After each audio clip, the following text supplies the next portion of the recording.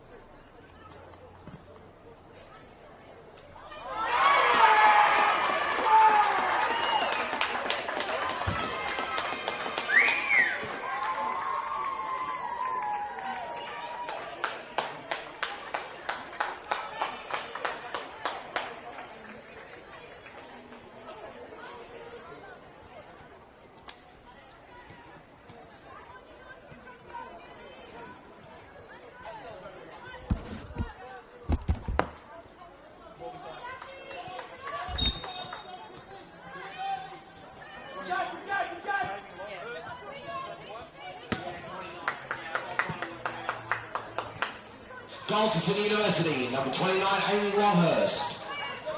Man United 1, Sydney University 3.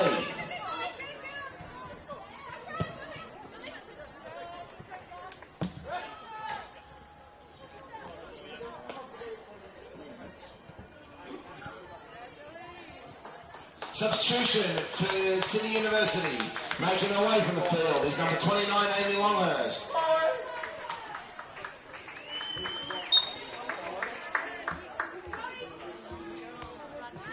And onto the field is number 59, Zoe Edwards.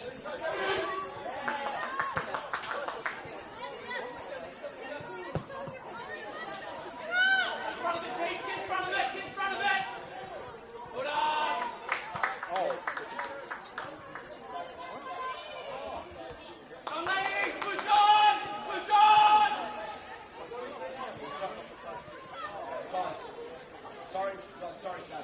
The City University jersey to look at the shirt. It's great. It's fun for us too. What's it's the yellow, white on yellow, white on yellow. You can't see it. It's just. Sorry.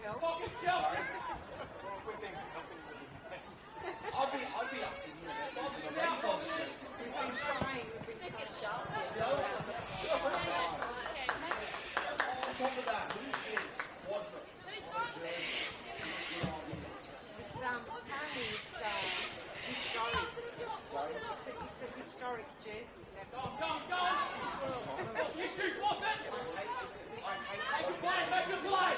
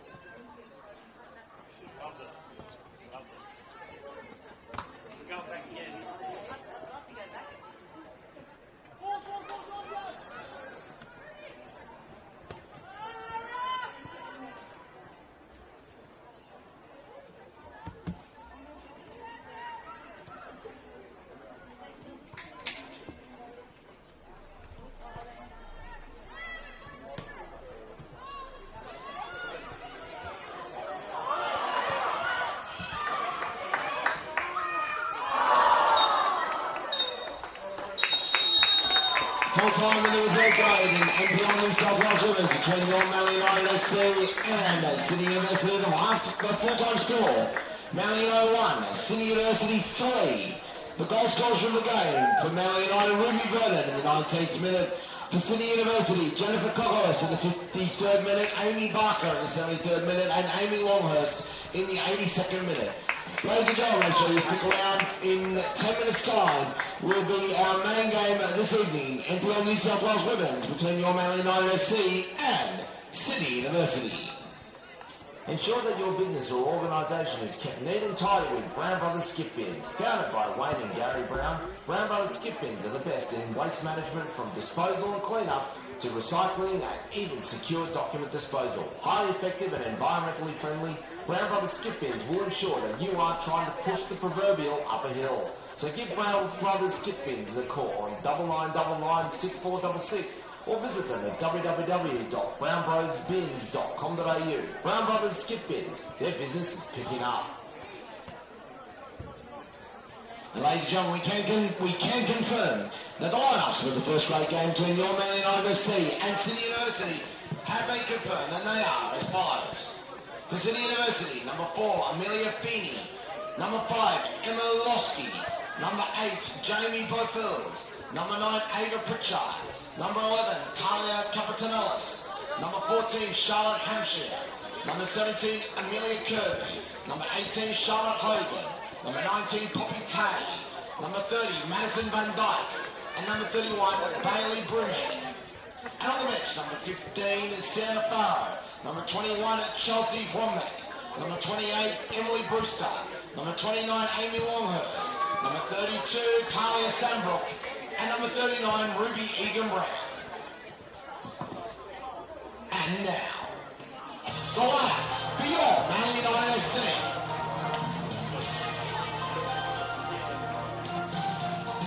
Number 1, Nicole Simonson. Number 2, Phoebe Gilbane. Number 5, Nicole Stewart.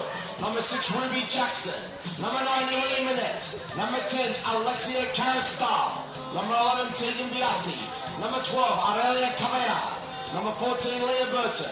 Number 16, Daisy Aerosmith. And number 20, Sian Bozanic. And on the bench, number 4, Bonnie Adams. Number 13, Caitlin Jarvie. Number 18, Ruby Vernon. Number 19, Kylie Johnson. Number 34, Corinne Winkler. And number 40, Christy Canadisa. Those are the lineups for this evening's fixture of NPL New South Wales Women's between your Manly United FC and Sydney University. Kick-off just moments away.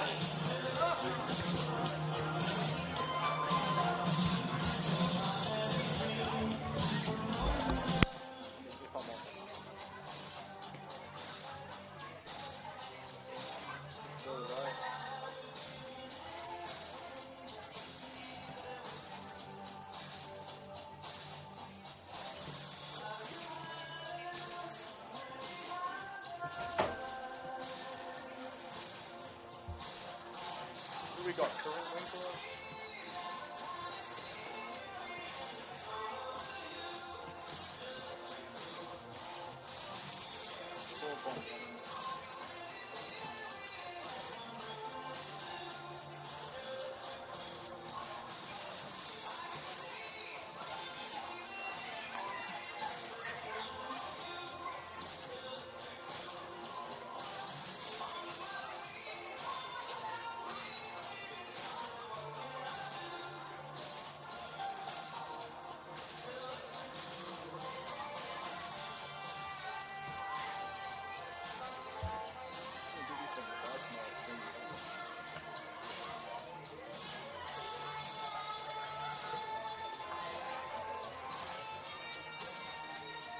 I mean, some people would say the same thing about it.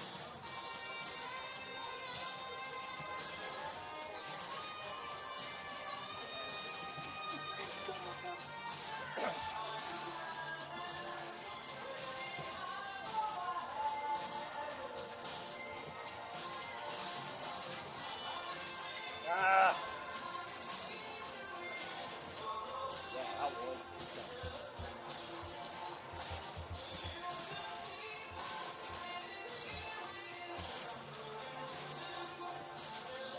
Who's the keeper?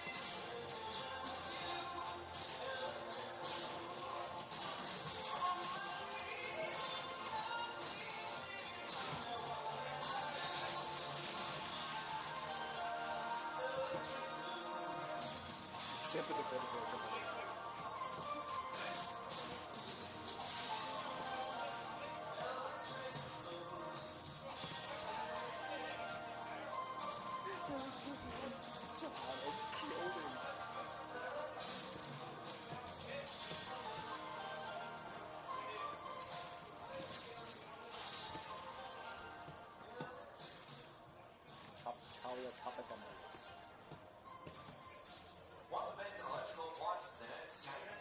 Then make sure you visit our good friends at Big Lee Balgala and Motorvale. With the finest in customer service and their famous negotiable prices, Yo, are you serious? what you need for your home and business. So make sure you go and meet the team Are they at taking the piss? Balgala, Motorvale, or online at www.biglee.com.au and find out why Manly United That's FC taking the fucking likes piss. Big There's still Lee. tons of them.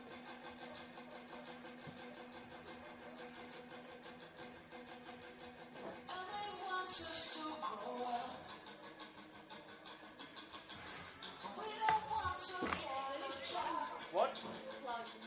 Oh no. Oh my god. We're Oh, that's on you. I'm just going to charge this here. Where it's all kicking off.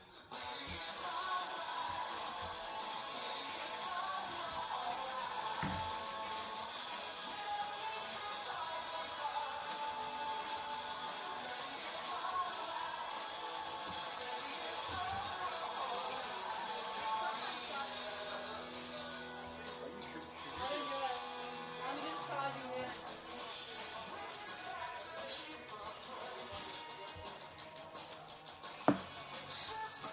absolutely defending.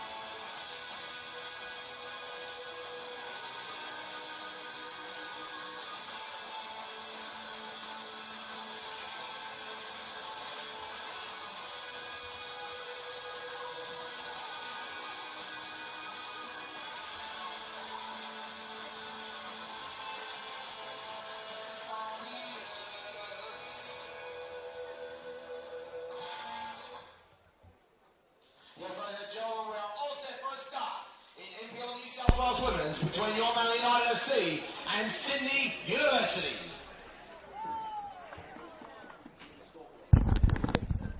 Sit. Go now? Or- Good evening, everyone. Welcome to Football New South Wales coverage of the NPL Women's New South Wales competition. We are at the home of football on the Northern Beaches, Cromer Park, to see the league leaders, Manly United, take on Sydney University. Round 12 action for the top-tier women's comp in New South Wales. We're almost at the halfway mark of what has been another very exciting campaign for 2024. Eric Subihano here on the mic in the new Lucas Neal stand. I'm looking forward to this one. It is, of course, a rematch of that famous grand final in this competition from 4 years ago. How time flies. Can you believe that? When Manly United, you might say, shocked the competition and won by 2-1. But there is away we go. Now, intriguing kit selection here. Manly United in their traditional, mostly a blue kit with the white socks. and City University in their normal kit, also with a lot of blue, but their iconic blue and gold quarter jerseys with the blue shorts and the gold socks. So, for me, a little bit of a kit clash, but let's get on with it. Both of these teams, by the way, successful in Sapphire Cup competition during the week. Of course, Sapphire Cup, I'm not prone to hyperbole, but it is for the uninitiated, the knockout competition for Football New South Wales teams. And I don't like putting hyperbole into the commentary, but I do believe that the Sapphire Cup is the greatest cup competition in the world. Both are Manly United and successful. Both are Manly United and City University successful in their midweek games, and they are through to round 4 of the Sapphire Cup. I want to go through the two lineups just when I get the appropriate break and play, but anyway, that's Amelia Feeney, one of the uni central defenders. He's playing it out to the far side, or you might call it the far post side of the field, because that is the name of the establishment across from us as we're looking at it here in the Lucas Neal stand. But anyway, maybe I'll just go through at least one of the lineups. So firstly, for the hosts, Manly United, in goal, number 1, Nicole Simonson. Expecting 4 at the back, so from left to right, number 12, Ariella Cabezas, number 14, Leah Burton, number 6, the captain, Ruby Jackson, and number 2, Phoebe Gilbane. 3 in midfield. I'll hold that thought. Let's see how this attack plays out. But Feeney with the intercept inside the box. Emily Minette wants to make something of it. And there's a flag up for something, and it's an offside. Okay. So yes, Manly midfield, number 10, the new signing who scored her debut last week, Alexia Caristal, as well as number 20, Sian Bozanic, and number 16, Daisy Arrowsmith. And the front 3 for Manly United, number 11, Tegan Biasi on one side, number 5, Nicole Stewart on the other side, and number 9, Manly United's top scorer with 8 goals for the season so far, she's Emily Minette. And Minette was on the score sheet last week as Manly United. Unfortunately, from their perspective, as there's Emma Ilioski preventing the corner and clearing it into touch. Manly United had their long unbeaten run ended by the Rams away at Linwood Park. A last time out, always a tough trip to Linwood Park if you're one of the folk from the Northern Beaches. But as I said at the top of the broadcast, Manly United flying high, top of the league as we enter round 12. Arrowsmith defending from the front. And tried to break it up, but Charlotte Hampshire back to Ilioski. As I said, we'll go through the Sydney Uni starting lineup when the action perhaps at the appropriate break and play, but that's worked well. Back to Amelia Feeney. Decent first touch, but Leah Burton is in there sending it forwards. Tegan Biasi not able to keep that one in. By the way, the Sydney Uni starting lineup. In goal, number 31, Bailey Broomhead. Then there's number 4, Amelia Feeney. Number 5, one of Canberra's favourite daughters, Emma Ilioski. Number 8, Jamie Bofields. Number 9, Ava Pritchard, the former Wellington Phoenix player. And number 11, Talia Capitanellis. Number 14, Charlotte Hampshire. Number 17, Amelia Kirby. Number 18, Charlotte Hogan. Number 19, Poppy Tay. And number 30, Madison van Dyke. Sydney University, who won every available premiership in this competition between 2018 and 2022, thanks to a great coaching work, firstly from Alex Apakis, and then from Emily Husband as well. Both of those now in A-League women coaching gigs, of course, but there's a layoff, and here's Caristal, left side of the box, tried to get around Feeney. She did, but the second defender was able to clear the ball to safety. But yes, Sydney Uni, almost, actually these two clubs, by the way, really standard bearers for women's football in New South Wales. As Nicole Stewart has a chance maybe on the edge of the box. The shot with nowhere near enough power to trouble Broomhead. Yes, Sydney Uni winning the premierships in 2018, 2019, 2020 and 2022. So that actually is 4 consecutive premierships, as we would probably like to forget. The 2021 premiership was... The 2021 premiership, of course, not awarded due to that being cancelled. That season being cancelled due to COVID. But yes, even so, that's 4 of the last 5 premierships that Sydney Uni have won. And a grand final victory as well there in 2019. And Manly United, for their part, grand final victories in 2017 and 2020. So this is, as I set the scene, certainly a big matchup. And there's Sydney Uni's first corner of the game coming up. That's the signal. It's up. Keeper stays on the line, and a header. It loops up and over Nicole Simonson's goal. By the way, just going through the benches. So, firstly, for Manly United, the backup keeper is Christy Cannongieser. The others, Corinne Winkler, Bonnie Adams, Caitlin Jarvie, Carly Johnson, back at the club after finishing A-League women duties with Western United. And finally, the final substitute, a player who's been shining brightly in reserve grade, that is Ruby Vernon. So could be exciting if we see Ruby later on. Manly United, coached by Tom Hopley, who, well, there's a touch from Gilbane around the challenge, and Gilbane shoots, and now it's inches over the crossbar. Well, Phoebe Gilbane, who loves to get forward, he got inside the box all the way from right back. There's nice skill to beat a defender as well. That shot had Broomhead scrambling a smidgen over the crossbar, and that got the crowd excited. Phoebe Gilbane, a long-time Manly United player and a very, very popular player in these parts. She also does some coaching at the club, I believe, with the Manly United Girls Youth League Under-15s team. And I think, from memory, I may have seen a sign carried by a couple of Manly United youth players just before I started this call saying, "We love you, Phoebe Gilbane," or words to that effect. So it's definitely a popular sentiment around these parts. Gilbane scored once this season in Manly United's 3-0 win over Football New South Wales Institute on Back to Manly Day. It's a big occasion as the two number 5s go head-to-head, Stewart and Ilioski. Ilioski, I think, has she won the goal kick? Yes, she has.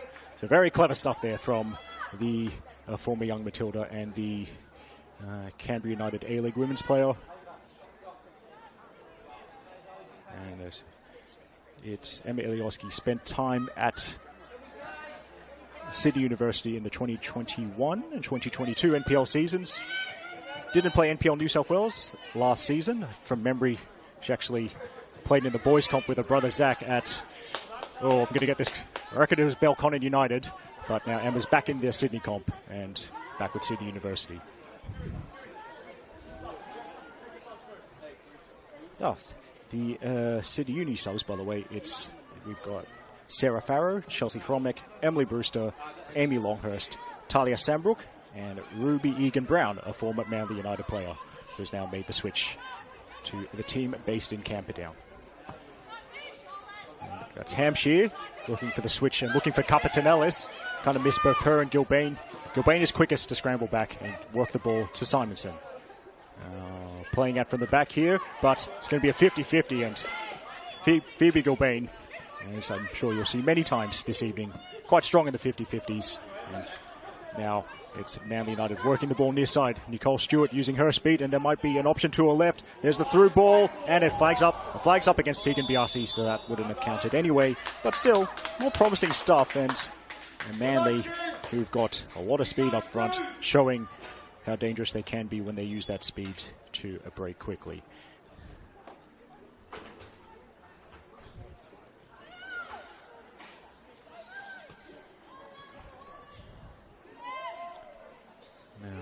Okay.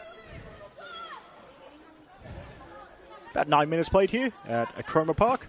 And if you've just joined us, this is Eric Subihano with the commentary for today's Round 12 NPL Women's New South Wales fixture between Manly United and Sydney University.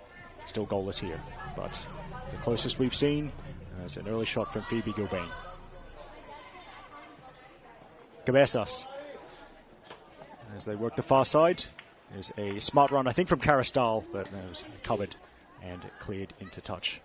Oh, and by the way, just to kind of balance out my shout-out, Sydney University, coached by Oz Rowley. It's his first season as the women's first-grade head coach at Sydney University. That's Nicole Simonson. Well, for the Manly fans of a nervous disposition, might have been a bit of a flutter as Simonson threaded that pass between two uni players. And there's Burton clearing that ball from the left-hand side, and the away team have their second corner of the evening. Now, there was one game yesterday in this round 12 of NPL Women's. It was at the ground lovingly known as the Arctic Circle, and it certainly lived up to its nickname yesterday when Illawarra Stingrays travelled up to Macquarie Park and beat Spirit by 2-1. And Actually, the winning goal coming from the penalty spot via former Spirit player Siobhan Edwards. But yes, I was on commentary for the men's game after that one, and yeah, that I call it the Arctic Circle for a reason. I call these games so you don't have to. Corner comes in, and, well, not really cleared it the first time of asking. Daisy Arrowsmith has had quite enough of that. Over the sideline it goes.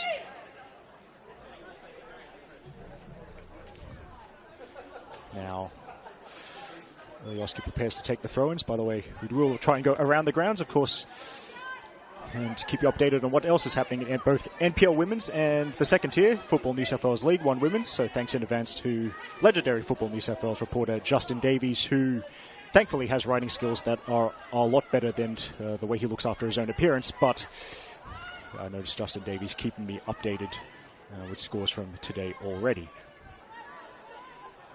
This is one of 4 games that in this competition that kicked off at 5 p.m. There was also a 4:40 p.m. kickoff at the very cold Northbridge Oval. That's the game I like to call the Old Farm. Bulls FC Academy versus MacArthur Rams. And there was that for 5 p.m. kickoffs, as I said, and one game at 7:15 p.m. as well. That's at Valentine Sports Park number 3 between RPL Leichhardt, the defending premiers and defending Sapphire Cup winners, and University of New South Wales, the newly promoted side. As that's a smart header, stooping to head it away. Now, long-range effort coming in. Doesn't get to Simonson because Ruby Jackson blocks it on the edge of the box. Now, Feeney for Sydney Uni. Cabeza steps in there ahead of a direct opponent.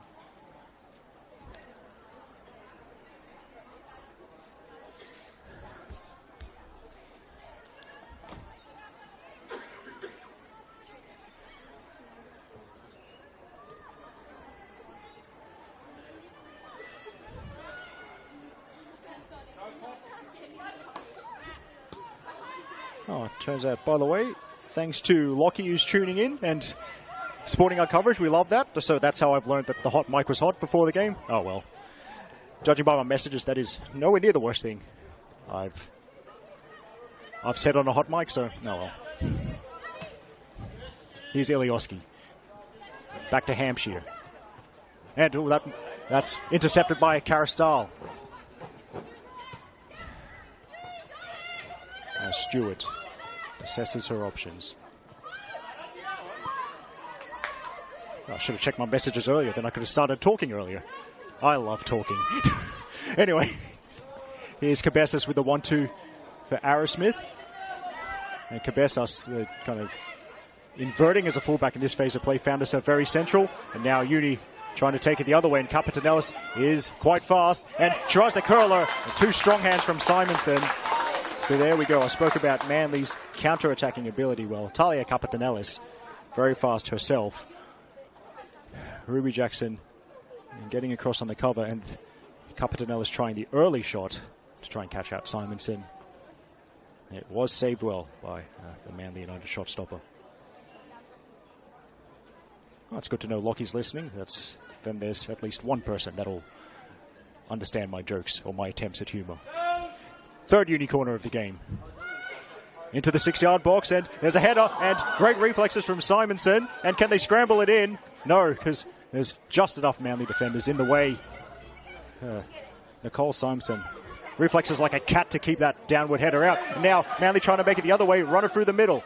Arrowsmith with the head up, and she's threaded it through to Nicole Stewart. No, Stewart leaves it. Here's a shot, and a great save from Broomhead to deny Caristal.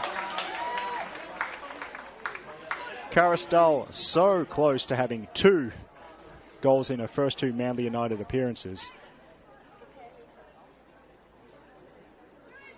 And there we go. An early demonstration of one of my favorite sayings: an attacking set piece is an opportunity for both teams to score. Sydney Uni had a corner which they nearly scored from, and then in a flash, Manly were charging down the other end, and they nearly scored. It's the play who was denied by that brilliant save from Broomhead. Alexia Caristal, who is now going to take this corner kick. Arrowsmith's going to be the nuisance player in front of the goalkeeper. In fact, there's Bozanic as well, trying to put off Broomhead. And in it goes to the 6-yard box. Jackson's is up. Downward header. Could have been dangerous. Uni alive to the threat. And now, once again, an attacking set piece is an opportunity for both teams to score. Here's Capitanellis. And she goes from way out. It's going to dip. And it's in. Talia Capitanellis has scored from way downtown. Sydney Uni have planted their flag on Chroma soil. There was a warning shot from Uni's number 11. And now Capitanellis teaching us an absolute lesson in how to finish from long range. Because that was spectacular. It's Manly United 0, Sydney University 1. And Sydney Uni, they come into this one in 11th place. And shooting like that will help them fly up the table. I'm going to need to take a breather. It's been breathless stuff early on, but that's what we love to see here on the Football New South Wales YouTube page. Now, Ilioski, Capitanellis. And Lanjo, they could be in again. Here's a chance for Sydney Uni. Burton's trying to put the pressure on, and maybe the hesitation killed the opportunity for Uni, as it allowed Leah Burton to kind of lean on the attacker and make sure the score stayed at 1-0. Arrowsmith.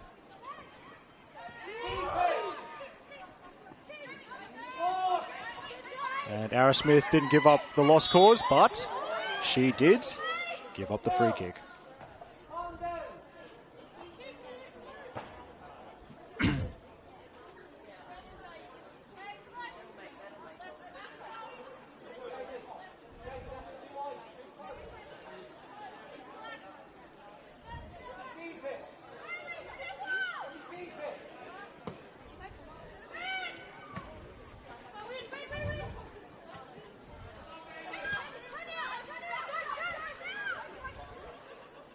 That's going to press Feeney. That's a lovely turn for Feeney. It's, of course, playing out from the back. Important these days. You need more from your central defenders than just hoofing it long anytime you're vaguely under pressure. Feeney brought herself enough time there to get away from Minette's pressure. As Jackson trying to anticipate ahead of Ava Pritchard.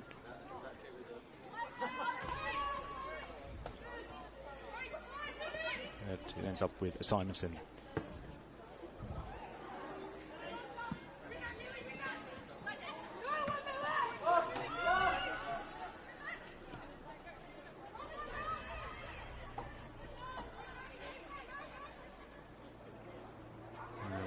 Biasi, and Biasi draws the foul.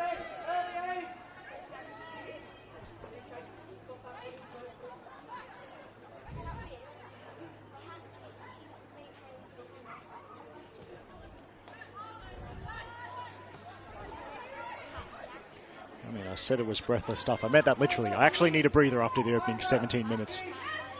I mean, admittedly, as the flag goes up on the near side, admittedly, I am also incredibly unfit. And walking up the stairs here at the Lucas Neal stand, that's more exercise than I usually get.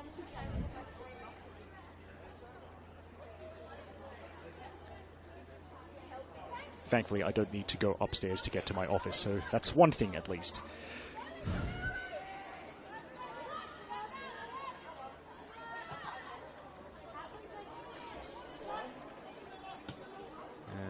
Ilioski, ooh, what?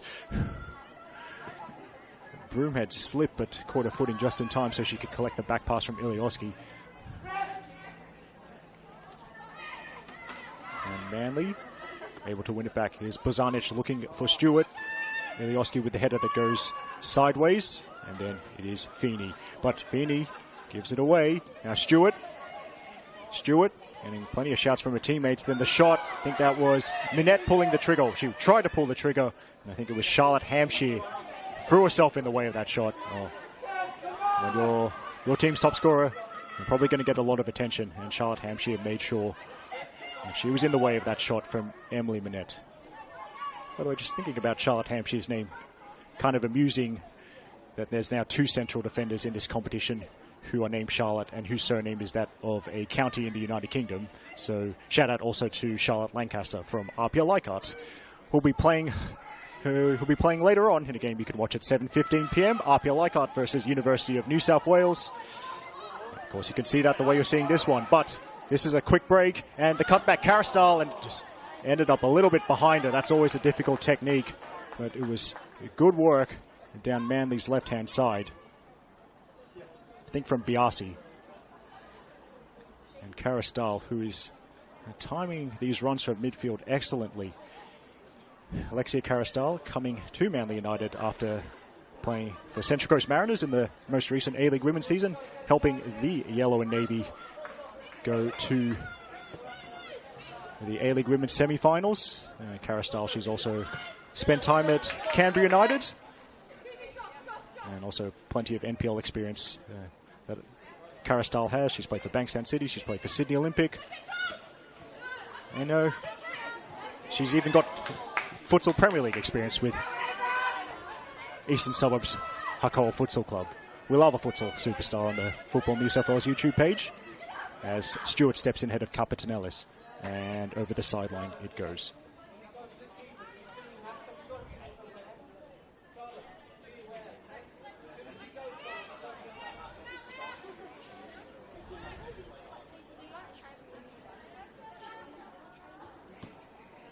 Elioski.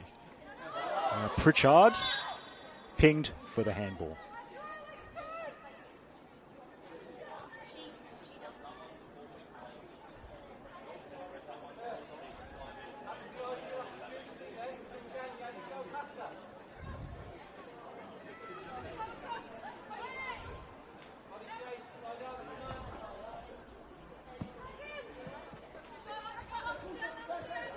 Flick on from Minette, and Stewart up against two. Feeney, well, she ran. She did get there ahead of Stewart, but then the back pass had a little bit too much chili sauce for Bailey Broomhead. Slice clearance, and the home side will have their first corner of the evening. By the way, my bad, I forgot to give a shout out to the third team, the match official. So in the centre with the whistle is the Hillshire's own Alana Zick, and assistant nearest to us, Thomas Dale. The assistant on the far side is Hannah Sheridan. Karastal, outswinger, and well, around the back, I think was Jackson. And the shot is off target.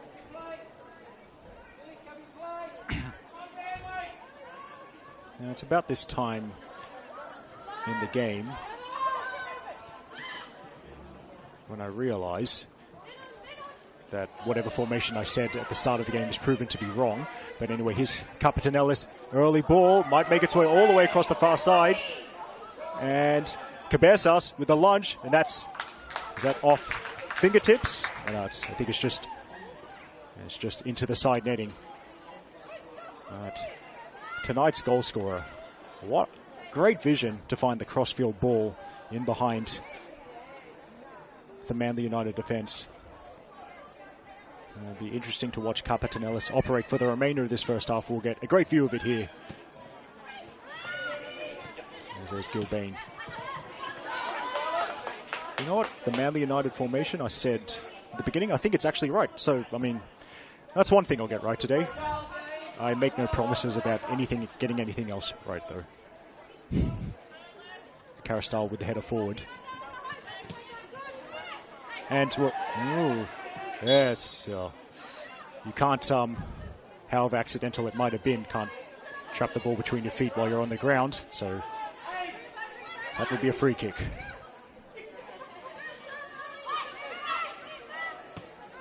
League One Women's updates. Thanks once again to the Football New South Wales reporter in need of a haircut, Justin Davies. But in the League One Women's match of the round, that was down on the south coast at Ian McLennan Oval. And Mount Druitt Town Rangers extinguished South Coast Flame, winning by 3-1. Also, Marconi Stallions defeated Inter Lions by 3-0. Central Coast Mariners defeated Nepean FC 1-0. And 0-0 between St George FC and Blacktown City. Thanks, Justin. Not just for the updates, but also for ensuring that I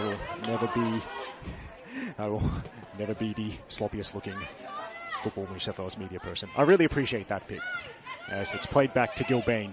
And Gilbane, oh, that's well anticipated by Feeney. Also, my one fun Amelia Feeney act. It's actually, I consider this to be magic of the cup. So I was watching a Sapphire Cup quarter-final last year between Sydney University and Macarthur Rams at the Sydney University football ground. And Amelia Feeney, by the way, did something I've only ever seen once. She cleared a ball which landed on the roof of the grandstand at Sydney Uni. Absolutely booming kick.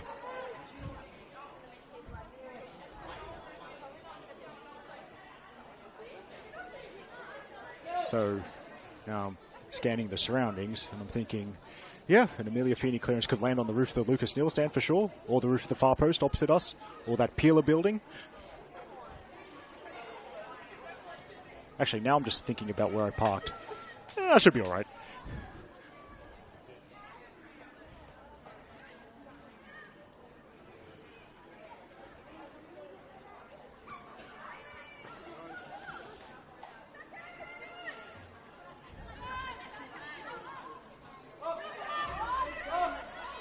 Jackson going back to Simonson.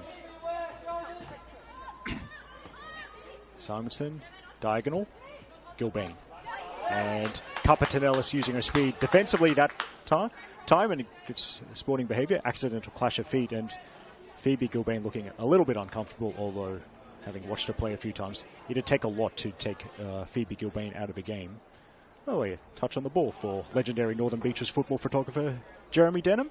Sometimes does some shooting for Football New South Wales, but mainly I know him as a man who does great photography for both Manly United and the Manly Warringah Football Association, and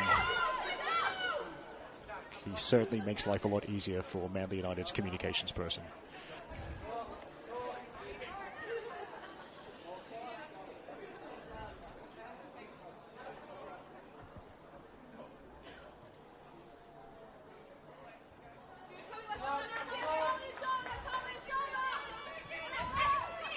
Yep, there we go. Gilbane's all right to continue. Decides to go back to Jackson, and then that's not really what the plan, how Manly drew it up, so to speak. So it's going to be Ilioski with the throw-in.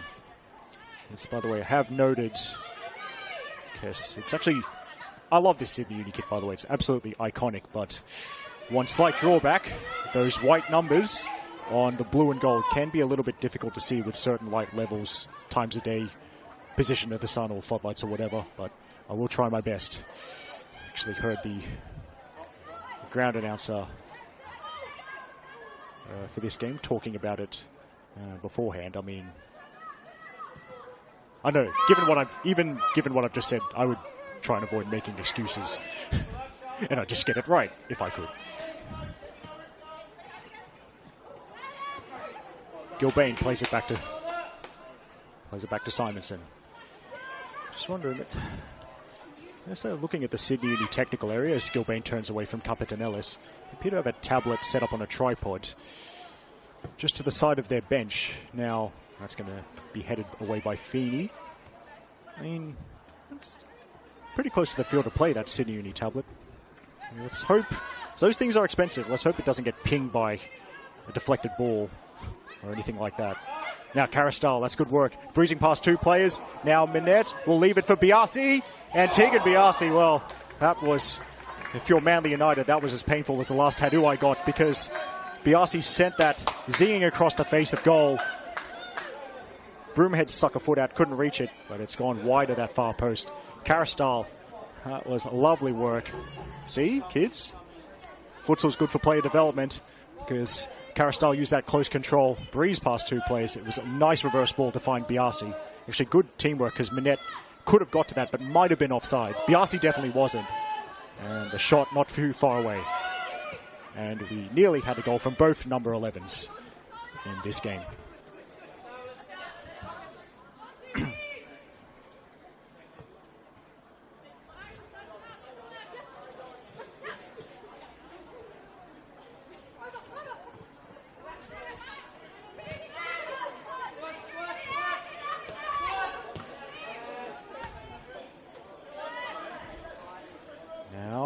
Feeney, use of the body, kept it away from Minette, but not the others. Now Caristal outside of the football, and Minette's going to lunge, and it might be up there for Arrowsmith. The flag's up. Not sure if it's against Minette or Arrowsmith. Doesn't really matter in the end.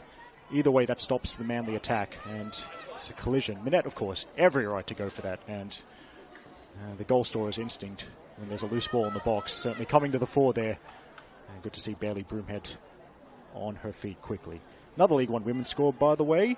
SD Raiders 1, Bankstown City 0, so tough scenes for the Bankstown City coach Ante Kovic. But SD Raiders are doing a great job, really in the mix for the League One women's premiership.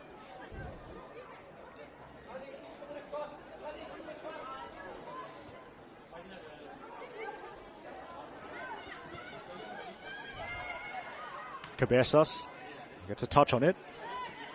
Now Caristal forced to go backwards, and now wanted to take it forwards again. A little bit of a loose touch though.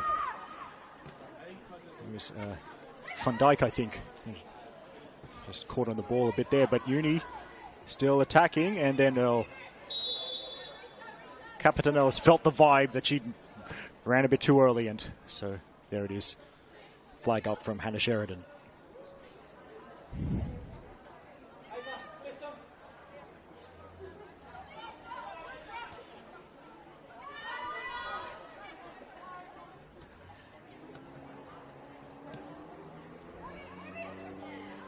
Earlier I said tough scenes for Bankstown City and for their coach Ante Kovic. Yeah, really tough scenes. 92nd minute winner for SD Raiders.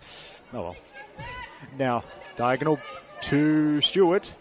One-on-one with Ilioski. And cross comes in and it's out for a goal kick. And Emma Ilioski getting some encouragement from one of her teammates. And it'll be great. It's actually great for Sydney Uni to have a player so experienced as Ilioski coming back into their squad. And I talk about her like we talk about her like she's been around for ages. Actually, she's still only, there's my maths, 21 years old. But as I said, has played for the Young Matildas. Lots of NPL first grade experience as well. As Minette chases this one, and it's cleared by Feeney into Minette for a goal kick. But yeah, Emma Ilioski, in addition to those 4 seasons at Canberra United in A-League Women's, this will be now her 4th NPL New South Wales first grade season and her 3rd with Sydney Uni. She originally entered this competition while she was still a teenager, playing at the Arctic Circle with Northwest Sydney Spirit. And great defending that last action against Nicole Stewart.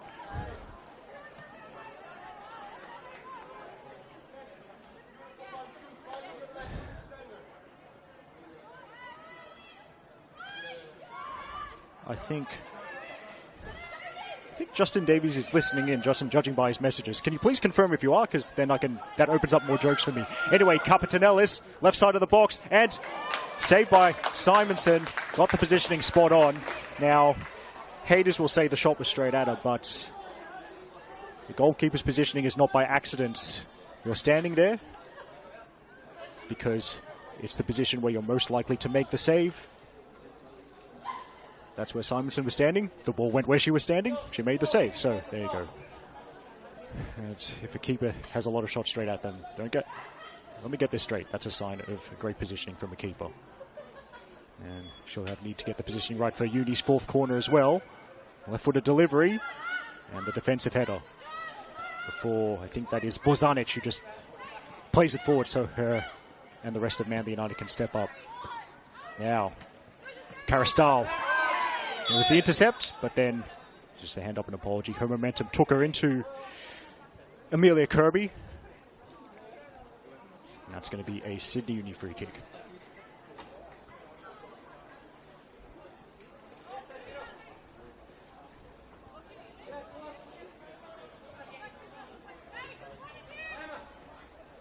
Justin Davies is listening in. By the way, thanks for the update earlier involving that Interlions game. I mean, Justin knows who my favourite Interlions player of all time is, but let's keep that a secret for now.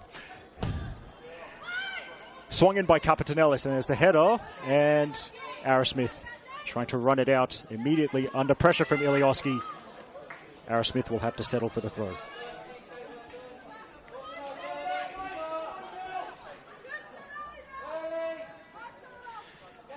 I mentioned the Sapphire Cup earlier. The greatest cup competition in the world. So on Wednesday night, Manly United progressed to the 4th round of the Sapphire Cup. NPL, the top tier teams, NPL teams enter at the 3rd round, with the 1st round involving entirely grassroots football clubs from local associations, and then 2nd tier teams or League 1 women's teams enter in the 2nd round. So yes, Wednesday's round 3 Sapphire Cup action. Manly United defeated the club some people call the pride of Western Sydney. That is, of course, Blacktown City, but Manly United defeated Blacktown City by 5-1, 5 different goal scorers as well. I saw this earlier in my research. Let me see if I can remember it. Daisy Arrowsmith, Tegan Biasi, Ruby Vernon, Ellie Kerr, Emily Minette. There we go. Those were the 5 goal scorers in the cup game. And a safe passage through to round 4 for the current NPL Women's New South Wales League leaders. 37th minute here at Cromer Park. If you've just joined us, Eric Subihana here with the commentary from the Lucas Neal stand. It's currently Manly United 0, Sydney University 1 because of a long-range strike from Talia Capetanellis. Here's Arrowsmith playing it back to, I think that's Cabezas, who goes along towards Minette. And Feeney could be in a little bit of trouble here. Biasi, good persistence there. Caristal. Caristal, 1-2, attempted 1-2 with Stewart. It is broken up, I think, by Hampshire. Now here's Leah Burton, who's pressed by 2 players, and Ava Pritchard, I think, is one of them. And there's the clearance just to give Uni a little bit of breathing room.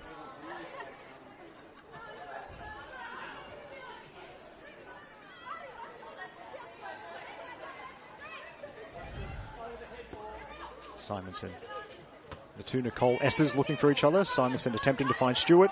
And then Caristal trying to protest her innocence to not give away a free kick. She didn't give away a free kick. So it all works out in that little passage for Manly. As Stewart curls it towards Arrowsmith. Now Bozanic. And Bozanic. Well, Biasi's quick, so you have to hurry there.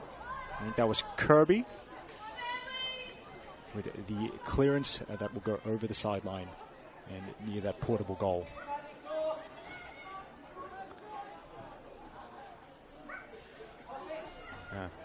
Interesting use of the body there.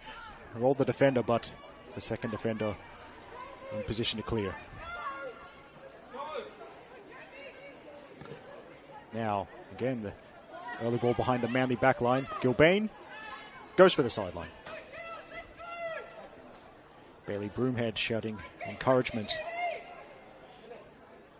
to her players because it's a strong position that the students find themselves in as they chase what would be their 3rd win of the 2024 league season. By the way, well, 3rd win of the season. They did. Sydney Uni also victorious on Tuesday night in round 3 cup action when they broke my heart by defeating my favourite club, the Flying Bats. Also, it was completely accidental, but my friend who plays for the Bats told me that Ava Pritchard winded her in that game.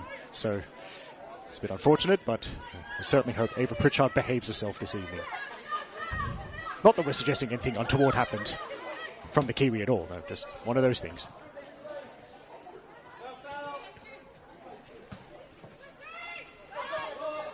Over Hampshire, and a nice little illustration for all the kids out there, team defending. One defender bypassed, but another defender was already moving around on the cover. That's how central defensive partnerships are supposed to work. Sydney University, a club that has had lots of great central defenders play for them down the years. But anyway, back down the other end. Into the Manly box we go, but only briefly, as Arrowsmith clears it towards the far post. That's really cooling down here, but Unless my eyes have completely failed me. Looks like those patrons there at the far post rugged up, but we certainly hope they're enjoying the action.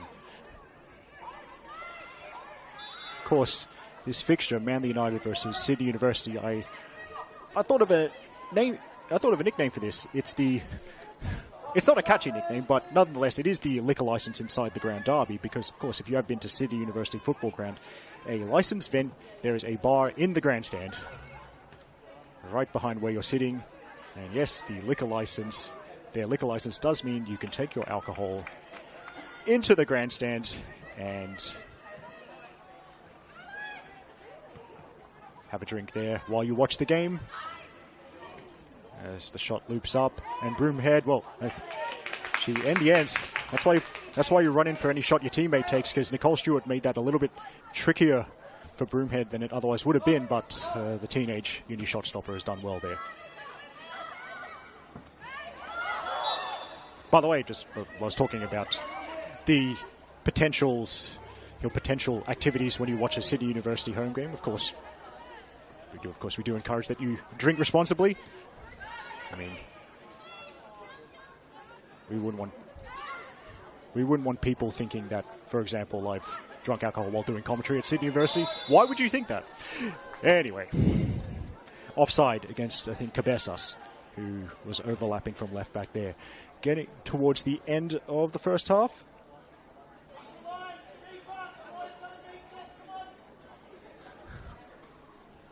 Sydney Uni trying to see this one out until half-time. Of course, I'd love a second goal, and they have threatened on many occasions in the opening 45 minutes. Ilioski, very left-footed, but good right foot there as well. Get the clearance past halfway.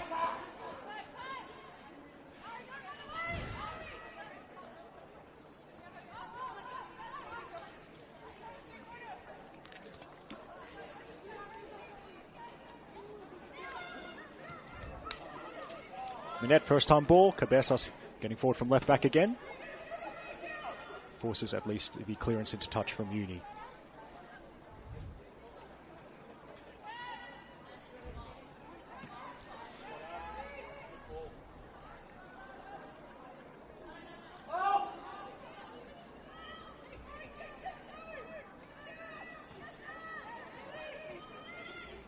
Burton, under pressure, just decides to play it down the line.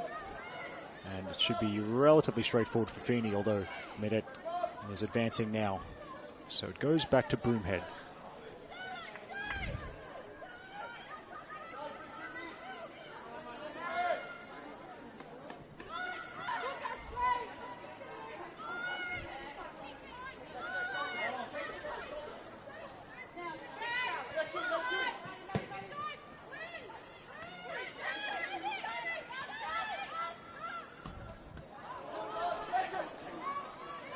Now, might be a turnover here. Quick free from Biasi. Beat one defender, but not the second.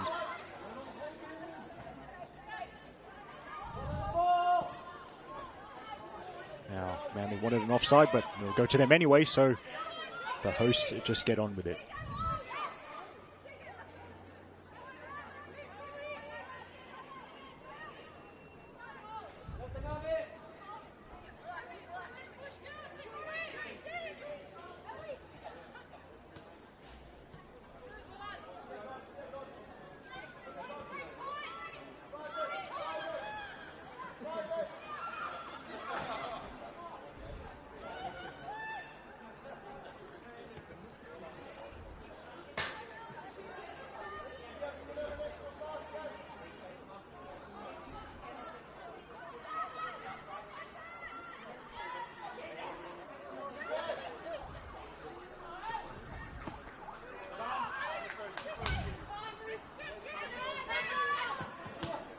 Jackson can't find Gilbane.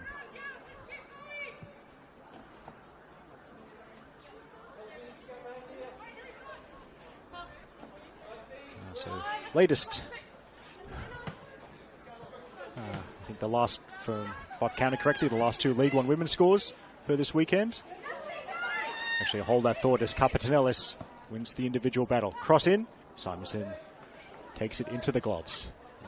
Into first half stoppage time here. By the way, League One women's updates. Well, of course, suppose you could call it the mid-season transfer window is open, and well, things are starting to look on the up for Sutherland Strikers because they defeated Southeast Phoenix by 2-1. The winning goal is a goal on debut from former Manly United player Gemma Woolley, who has decided to make the switch from one beachside team to another. And given how Sutherland started the competition, it's a tough start for them, but wins in their last two. That Gemma Woolley win is certainly what the doctor ordered for the Strikers. And of course, if you've been following their socials, oh my goodness, the Strikers have made some big signings. Might talk about that possibly in the second half. As Van Dijk is chasing that one, it breaks for Cabezas. Now, ooh, Feeney, great positioning again. Certainly a central part of the defensive arts. And there's the whistle from Alana Zick. Half-time at Cromer Park. A case of so far so good for the visitors, because Sydney University, they're leading Manly United by 1-0. And the goal was a lesson in how to shoot from long range.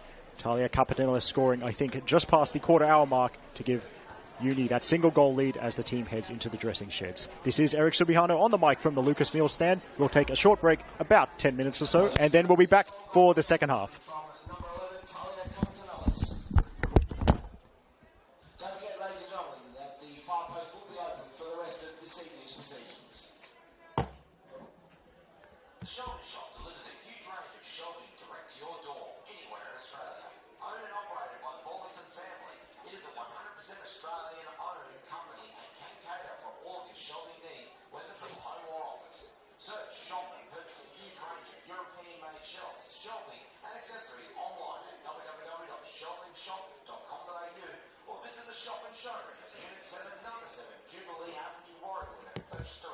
Contact Scott and his team on 999 7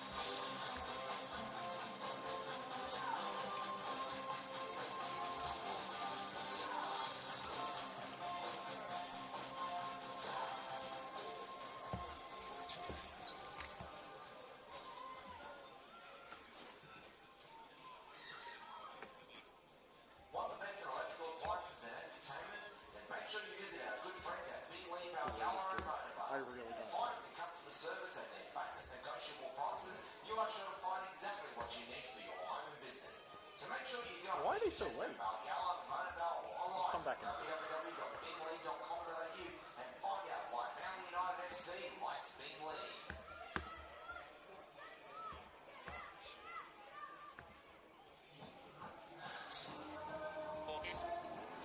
Heading towards the edge of the area. Ball across goal. That's a great one and a great finish from point blank. Wyszynski. And what a Wyszynski. wonderful run from Tiana Fuller. That looks like Wyszynski. Is that what got And it's the Oh, tune of hit that's who straight John back. is. I reckon it's Wyszynski. Finish from point blank. Points.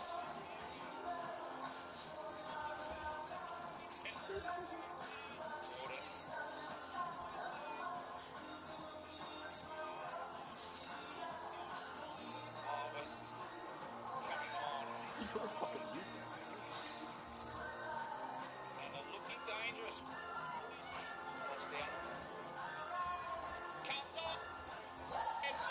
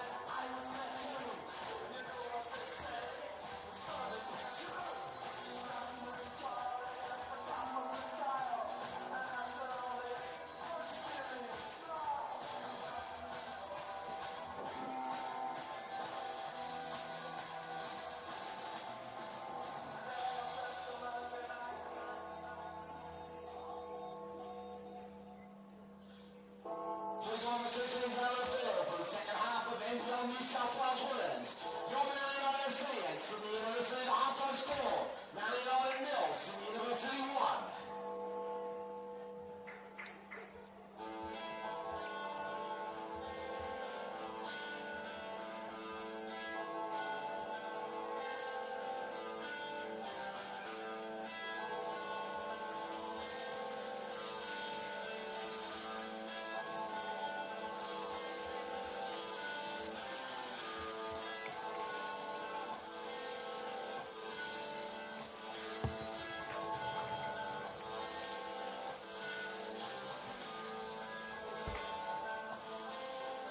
Ready?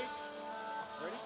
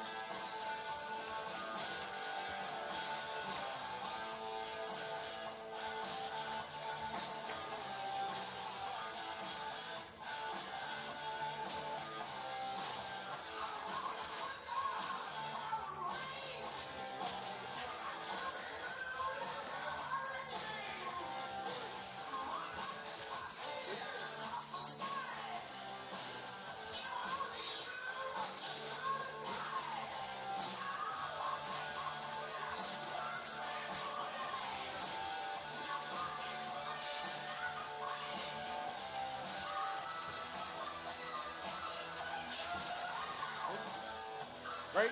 You good? Okay, yeah, Barry. All right. So we'll stop talking when he kills us.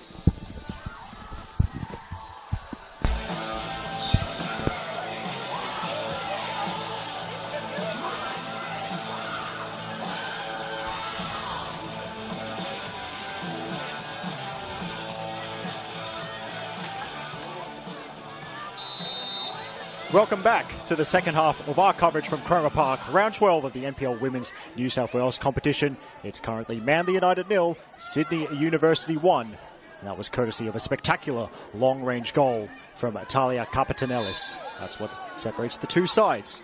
Eric Subihana here with the commentary from Cromer Park. Now let's see what the next 45 minutes brings us, because we're certainly at that time of year and the temperatures are dropping, but will the action heat up in the second 45 minutes? That's the beauty of football. We'll wait and see what happens.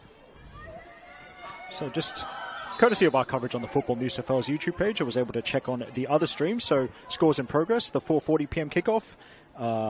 It's a Bulls FC Academy 0, MacArthur Rams 1, and courtesy of a goal from the Kiwi superstar Kelly Brown, so party at Kelly Brown's as far as the Rams are concerned. Now, in the games that kicked off at roughly the same time as this one, the three other 5 p.m. kickoffs, so it's currently 0-0 between University of New South Wales and Northern Tigers. It's 1-0 between Blacktown Spartans and Football New South Wales Institute. I'll hold that thought as it's Emily Minette who goes for goal, and the RC's going to try and prevent the throw-in. She is quick enough to keep the ball in play. Now back into the middle towards Minette, and there's the header, and it goes off target, but that's certainly positive signs for the league leaders as they try and get back level on the scoreboard. By the way, yes, it was 1-0 between Blacktown Spartans and Football New South Wales Institute at half-time. So I was able to see that the Institute goal, I believe, was from Adelaide Wyszynski, so it's good to see Adelaide doing well, unlike the most recent A-League women's season. But also the other 5 p.m. kickoff, it was at Petermore Field, Sydney Olympic 0, Gladesville Ravens 1, with Alexi Moreno scoring against her old club from the penalty spot. And it was the day, seems like the weekend for players to score against their old clubs from the spot. That's what Siobhan Edwards did yesterday, as Illawarra Stingrays beat Northwest Sydney Spirit by 2-1. The other Stingrays goal coming from Sienna Silvesca. But as the cross comes in from Cabezas, getting forward for the first time from left back, Uni deal with the danger. And might try and turn this into an attack. That's an excellent ball, which has Gilbane. moving as quick as he can, and it will be Poppy Tay recovering that. And into the box, so Poppy Tay, and there's a flying header. I think it's just over. So they're Uni showing their ability to break quickly. That's what led to the only goal of the game so far. Good work, firstly, with that diagonal ball. Then from Poppy Tay, he's headed over. I think that was actually Capitanellis, nearly making it a double. Yes, it was. So I do believe, of course, no fourth official in this competition. So we will see. I'd be surprised if Oz Rowley, the Sydney Uni coach, had made a change at halftime, given they're in front, but you never know. I don't believe Manly have made a change, but I'll try and confirm the 2 11s out there once I get a breather. Now, another interesting ball there from Capitanellis. This time, but it's safely into Nicole Simonson's gloves. And back the other way, Hampshire. Back to Broomhead. Stewart putting the pressure on, and turnover here in the early shot is saved by a Broomhead.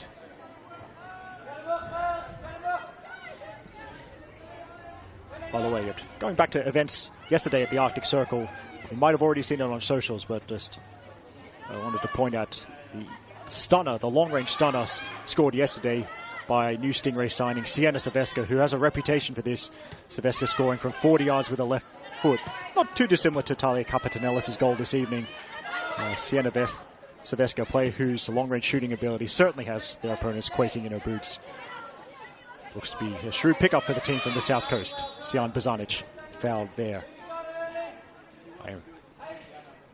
Also, I think I've covered all of these games. This weekend's action of NPL Women's New South Wales. The last game, I think I misspoke earlier because I got confused with last week's fixture. But as Bert takes it forward.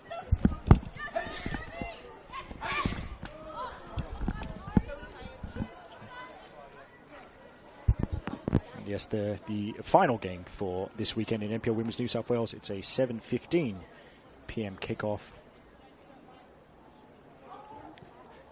From Valentine Sports Park number 3. Ignore what I said earlier because it's RPL Leichhardt versus Emerging Jets. I think I misspoke and said University of New South Wales in the first half, but yes, it's definitely RPL versus the Jets at 7:15 p.m. Valentine Sports Park number 3, and you can watch that one the same way you're watching this one at the live tab on the Football New South Wales YouTube page.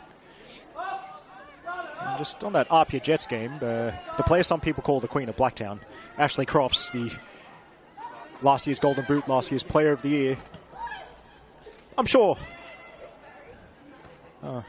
Ashley's looking forward to this one because from memory, she has, believe it or not, 14 goals in her last 6 games against the Emerging Jets. Because there's a foul right in front of the physio's office opposite us physio's studio. Do physios have offices? Oh, whatever. I suppose tech workspace. But anyway, the most important thing there, Ashcroft scores a lot of goals against the Jets, so that might be something to look out for in the 7:15 p.m. kickoff.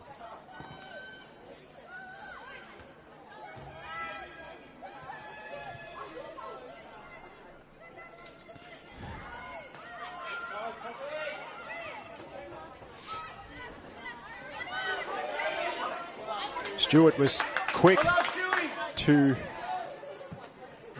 prevent, or at least to hurry that and pressure that sideways pass, and Stewart getting the ball again and also turning the defender, but the ball just runs away from her.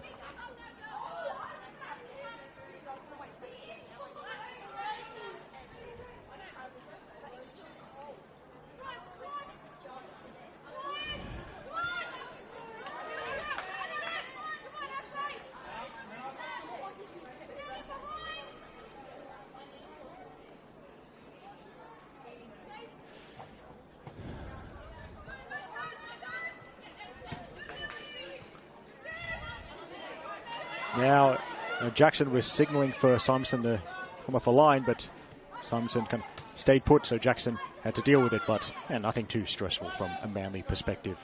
Now Leah Burton. Ball to Cabezas, just skips away from her.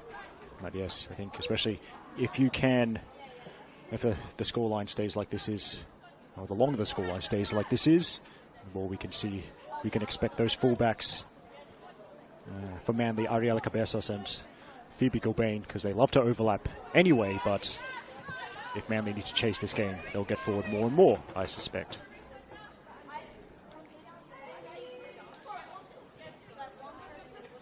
And so, just a quick scan of the shirt numbers and the faces out there. So Manly, as they were to begin the game, pretty sure it's the same for Sydney Uni. This is the header, I think, from Pritchard, yes.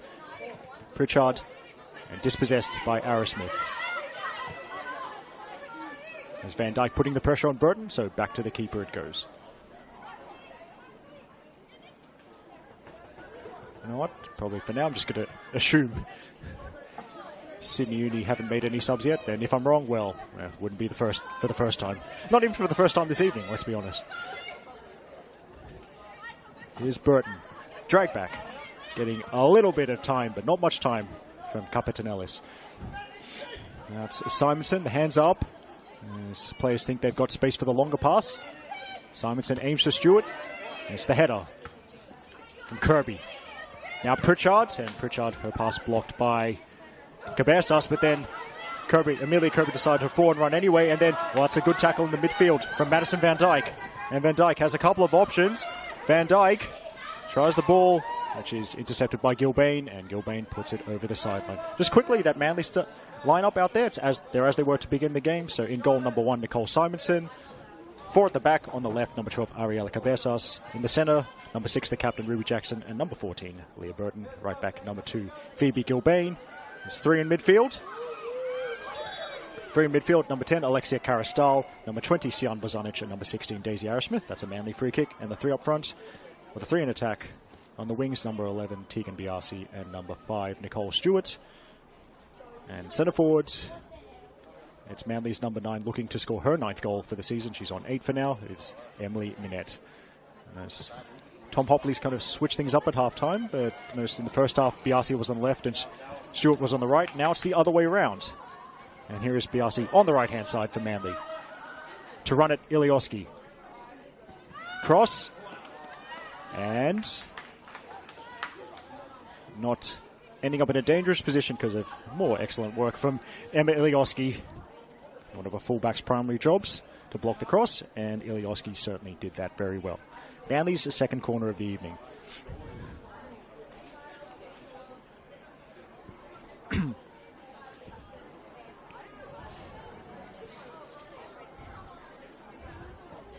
Karastal to deliver the outswinger, and there's a collision. And I think, well, we got to take any kind of suspected head knock seriously. So Alana Zick very rightfully stopped play, and to see Manly physio already on. Not sure who that was, but we hope it's nothing serious. In fact, players up and about already, so that's a positive at least. So the uni player wasn't down for long, but I think the concern is more on who the Manly player is. I got the binoculars out, and then Alana Zick checking on the welfare of the player, of course, but just happening to stand between myself and the player. So at least the important thing is that the best possible care is being received.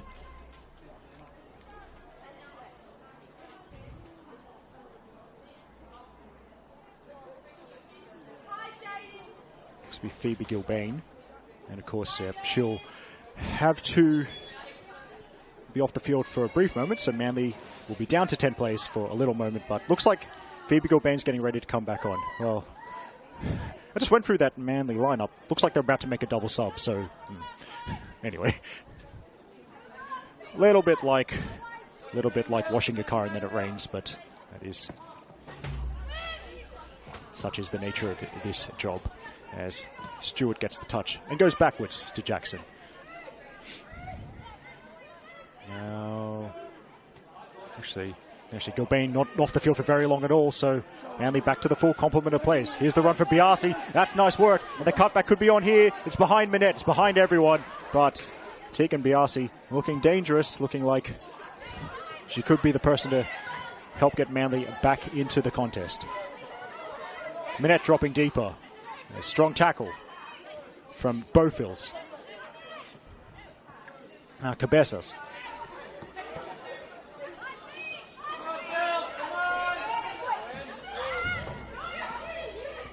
And Bofils again. Charlotte Hogan's in there as well, but now Burton wins the throw-in off Pritchard.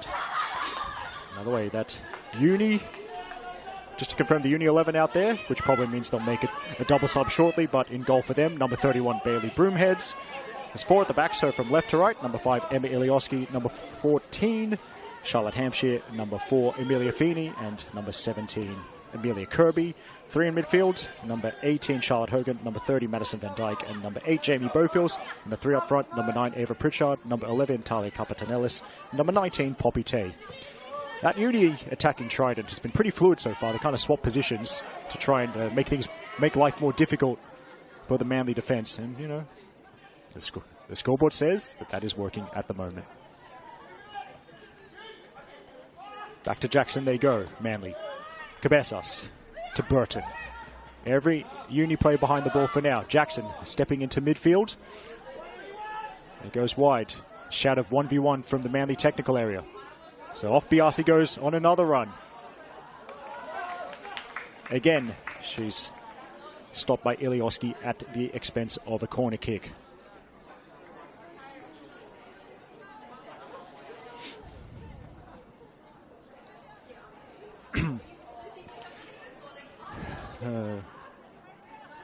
Maybe it's 2 subs, maybe it's 1. But anyway, the corner comes in. Broomhead doesn't get to that. And could have been up for grabs there. It's cleared to safety, as Broomhead is bailed out by her defenders. Manly, of course, given the game situation, getting on with it. Here's another cross towards Gilbane, who'd stayed forward. Gilbane, that header not on target. So the Uni faithful who've come here today, and there are a decent number of them, so that's good to see. Now, the Uni faithful who've made the trek up to the Northern Beaches, breathing a little sigh of relief. There's that double sub, so it's going to be number 34, Corinne Winkler, and number 19, Carly Johnson to come on. Nicole Stewart making way, so is Sian Bozanic. Okay, so Sian Bozanic and Nicole Stewart making way. So that'll require a swap. Sian Bozanic. Making their way onto the field is number 34, Corinne Winkler, and number 19, Carly Johnson. And nice of you, because of the pair, you could hear that double substitution twice. But as Feeney should clear this and does, although this time an Amelia Feeney clearance doesn't land on the roof of anything, but Gilbane doesn't keep that in play. Yes, so it looks like Johnson for Stewart is a straight swap. Carly Johnson has gone immediately to the left-hand side of that Manly formation. So expect Carly Johnson, and you may have seen this if you're familiar with her work for either Manly United or Western United. Carly Johnson has a thunderous long-range shot, cutting from the left-hand side, cutting inside into her favoured right foot. Sydney University would be well advised to keep an eye out for that. As Winkler, by the way, Burton gives it away. Capatanellis tried another long-range effort. Winkler was able to block it. So Simonson gathers. And yes, that's a perfect illustration of the other substitution, because Corinne Winkler for Sian Bozanic, not a straight swap. Corinne Winkler's gone to central defence. And that means Winkler in central defence alongside Burton. So Ruby Jackson is in midfield alongside Alexia Caristal and Daisy Arrowsmith. Now, Van Dyke. Pritchard stopped by Cabezas.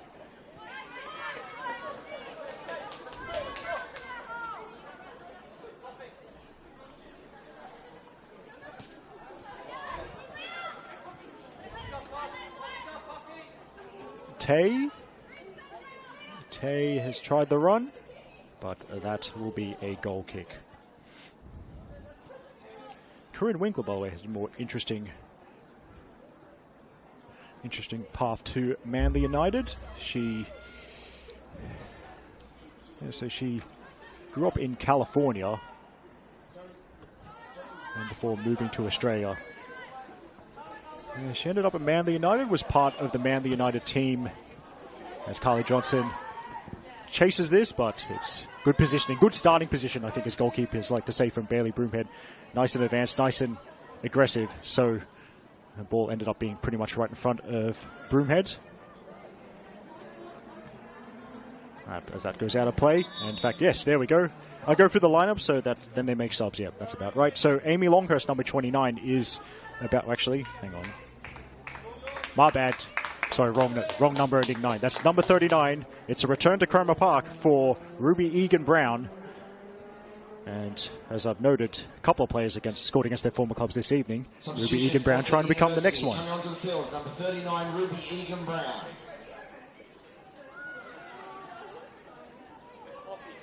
Number 19, Poppy Tay has been replaced. Interesting fact about Ruby Egan-Brown. So, as I'm sure a lot of you would be aware, the Sapphire Cup launched last year. So finally, Football New South Wales had a women's knockout competition to match the men's knockout competition and to match the other state federations. And Manly United's inaugural, the first ever Sapphire Cup game, well, they got a nightmare road trip because they were actually away at Bull IFC from the Illawarra Premier League. But Ruby Egan-Brown scored a hat-trick that night, so Ruby Egan-Brown forever a part of Manly United history, despite being in the blue and gold of Sydney Uni last year. But hey, a player named Ruby scoring in the Sapphire Cup, it's a real gem of a competition, isn't it? As Cabezas, well, I mean, I don't have the best view the assistant on the near side, Thomas Dale, has. And his flag went up. Cabezas didn't quite get there quickly enough.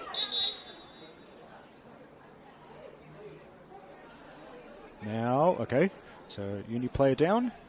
So the physio is going to come on. And we'll take a little bit of a break.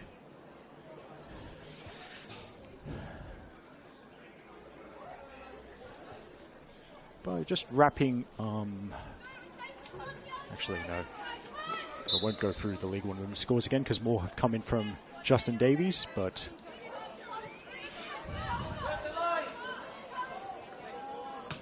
excuse me.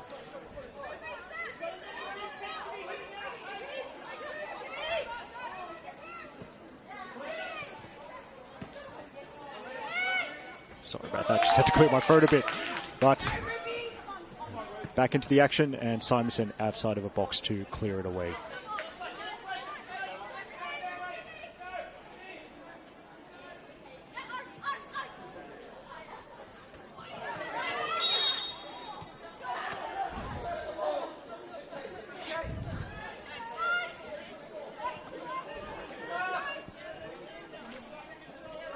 Sorry, everyone, just needed a drink of water. What's happening here? Okay, Manly free kick. And, well, Uni on that immediately as they press. Press has worked out. And I think that's Daisy Arrowsmith. Ping for the shirt pull there. Alana Zick. The universal signal for no more. So you suspect the next foul from Arrowsmith would end up being a booking. Daisy Arrowsmith certainly no shrinking violet. She knows how to be physical in the challenge, but perhaps Daisy showing being a little bit too thorny that time as the Uni free kick comes in. Good header from Cabezas. And now Biasi. Ruby Jackson using her newfound midfield role to get forward, but the run not matched by the pass. Oh yes, just another wrap of the League One women's scores. We do love to go around the grounds. Thank you so much to Justin Davies for giving me all of these score lines.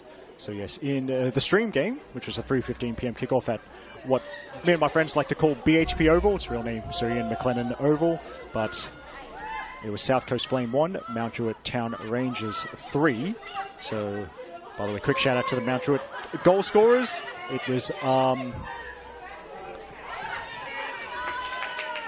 the Park Football to Popondetta Park prodigy Rita Boateng got one of them. So did former Kiwi International and former NPL Women's Championship winner Caitlin Campbell, and she scored, as did the player I like to call the Maltese maestro Rosa Galea. She scored from the spot for Mount Druitt in that 3-1 win. Now that'll be a Manly throw despite Uni consternation. Also, Marconi Stallions galloped to a 3-0 victory over Interlions. Central Coast Mariners defeated Nepean FC by the single goal to nil. 0-0 draw between St George FC and Blacktown City. SD Raiders kept up their strong premiership chase for 2024 as that gets away from Gilbane, that pass. The SD Raiders defeating Bankstown City by a goal to nil. That's a rough one for Bankstown City. Sutherland Strikers defeated Southeast Phoenix by 2-1, courtesy of, among other things, a winning goal from former Manly player Gemma Woolley, who's just made the switch from Manly to the Strikers. And the final scoreline, Camden Tigers 0, Hills United 5. So Hills United stay top of the table, and that is an 8th clean sheet of the season for the Hills United captain, the superstar goalkeeper Sarah Easthope, because as they say in League One Women's, death, taxes, and Sarah Easthope keeping a clean sheet.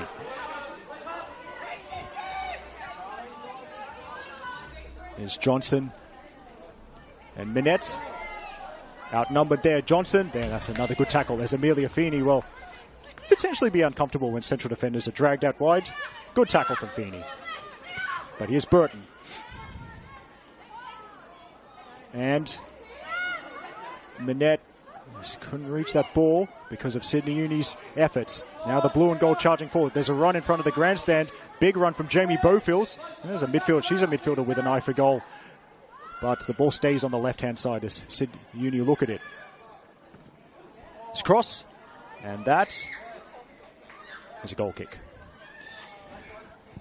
Really interesting League One Women's Premiership race, by the way. Hills, that would put, I believe, let me check the ladders. Hills United and SD Raiders tied on 29 points, but Hills having the better goal difference. In part because of all those Sarah Easthope clean sheets.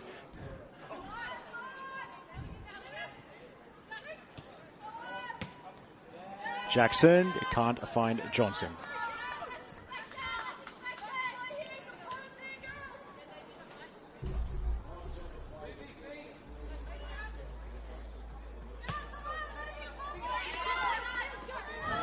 They were, yeah. Time flies when you're having fun. It got a bit caught out. When I looked at the clock, there's only about 20 minutes left. The switch is on if Carastal can see it on the right-hand side. Carastal, well, she's running towards that direction anyway. And here's Biasi. Aggressive first touch. Biasi, and oh, that's another close one as it misses the far post. And Daisy Arrowsmith making the late run couldn't lunge and get the tap in.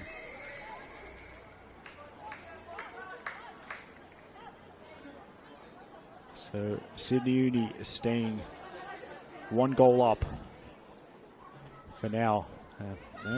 Again, Tegan Biasi looking threatening.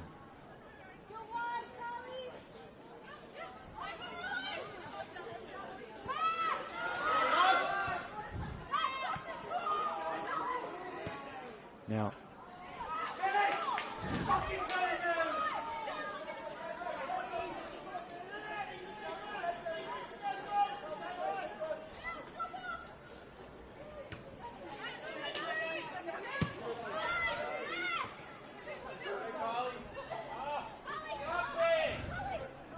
Johnson cutting inside, finding Carastal, fakes the shot, and then she goes for goal. It's not going to dip in time from a Manly perspective.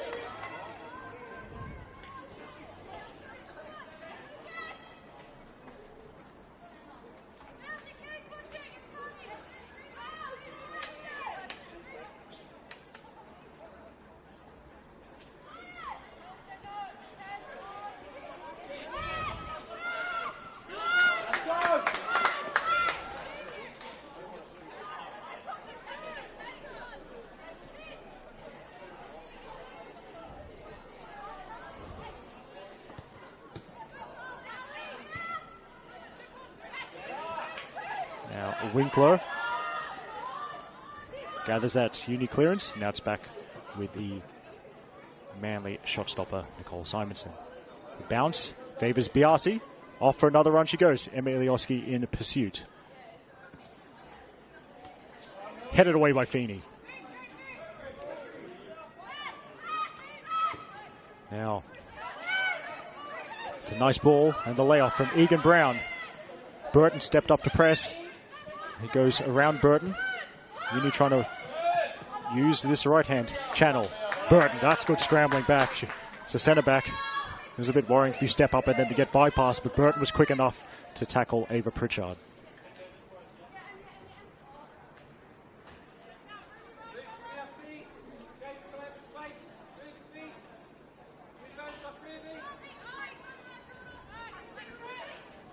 Throw in from Kirby.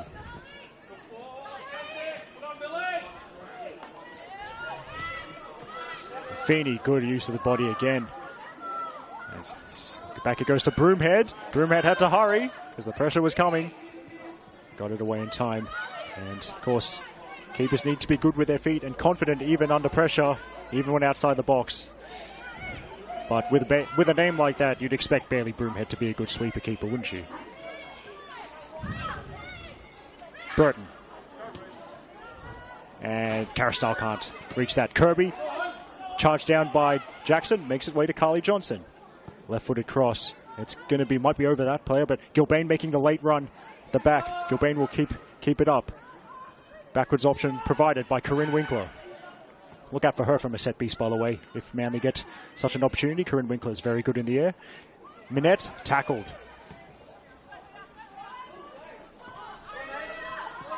Cabezas pressed by Pritchard. Pritchard might have a go at this here. She's beaten Burton to the ball. Has an option to her left. If she's onside. No, ooh, I don't think she is. No, she's not. Yeah, that's one of the simpler calls Thomas Dale will have to make.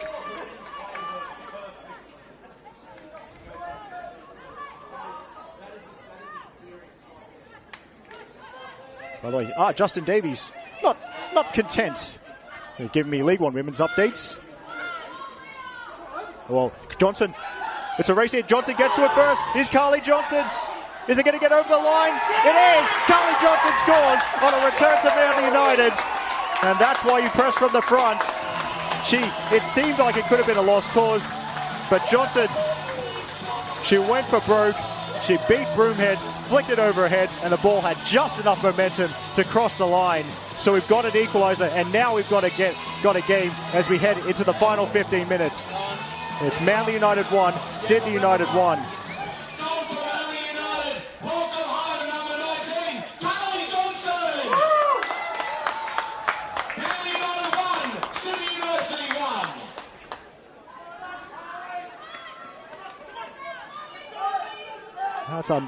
That's a big goal. A big goal. And especially in the context of other scores, thanks to Justin Davies, the Old Farm, Bulls versus Rams at Northbridge Oval, that actually finished 1-1 between Bulls FC Academy and MacArthur Rams. So the Bulls charged their way to an equaliser.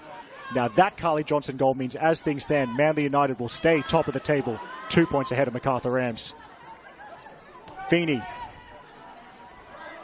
clears into touch. Progress scores around the grounds. Well, Dave McDonald's got a lot of goals to call from the shipping container at Blacktown Football Park. It's Spartans 2, Institute 3 at the Village Green.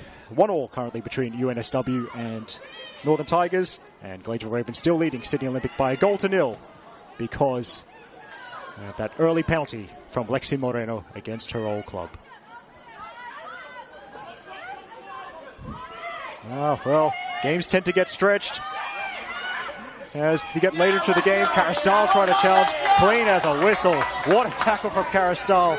Had to get that spot on, otherwise it was probably a booking. And Johnson, that's sent over the sideline by Kirby.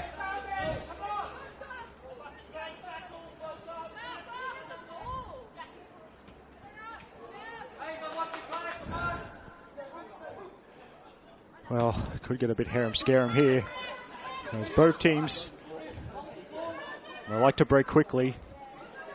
The 3 points are just there for the taking at the moment with the scores at 1-1. Johnson heads it forward.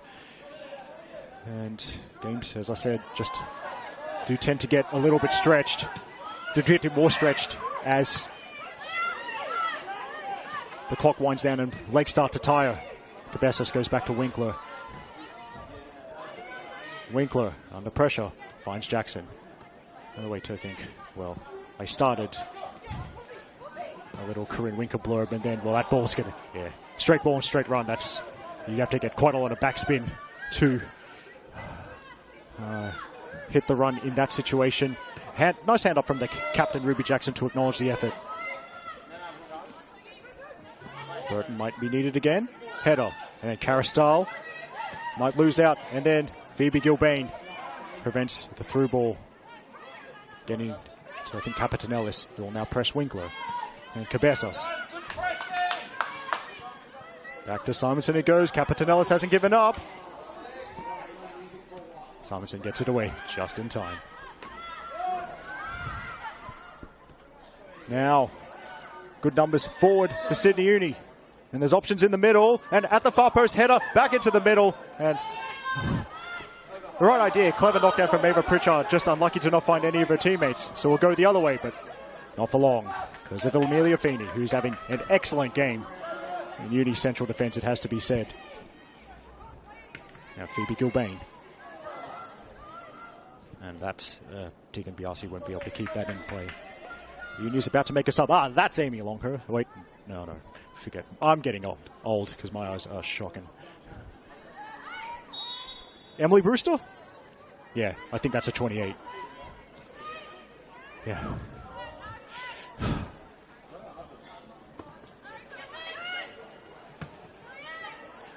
Luckily, my fans aren't my fans because I get stuff right. So, oh well. Here's Egan Brown. Now Hampshire. And Hampshire, that's Capitan Ellis, and there's runners in the middle. Manly have to get back quickly, and that is not going to be anywhere near the goal. So is this the moment for Emily Brewster to come on?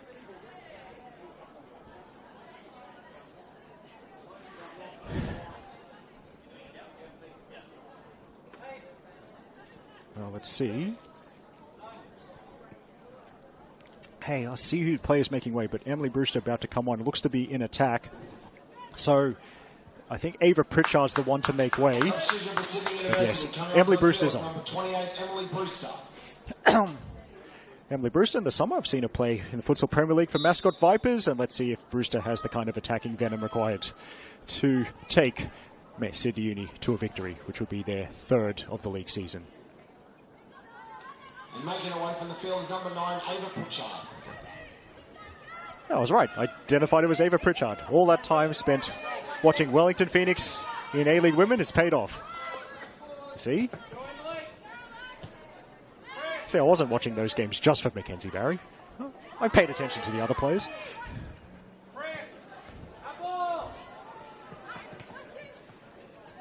Now, yeah, just Uni's, and of course this is helped by the substitutions, but Uni are showing a great energy and cohesion with the pressing. It's kind of been a real battle, not just in the kind of the defensive or the physical sense, but just to Manly to play out from the back and kind of play the want to play in possession. And credit to Oz Rowley for the way he set this team up. It's been a great game. Another great game. Could say a great advert for NPL Women's New South Wales.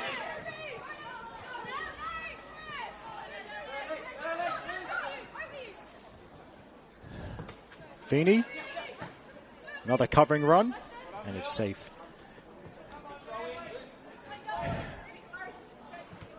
Oh, by the way, going around the grounds again. There's been a goal at Blacktown Football Park, but for who? Well, Justin Davies has the answer. Institute have scored again. They're now leading 4-2 over Blacktown Spartans.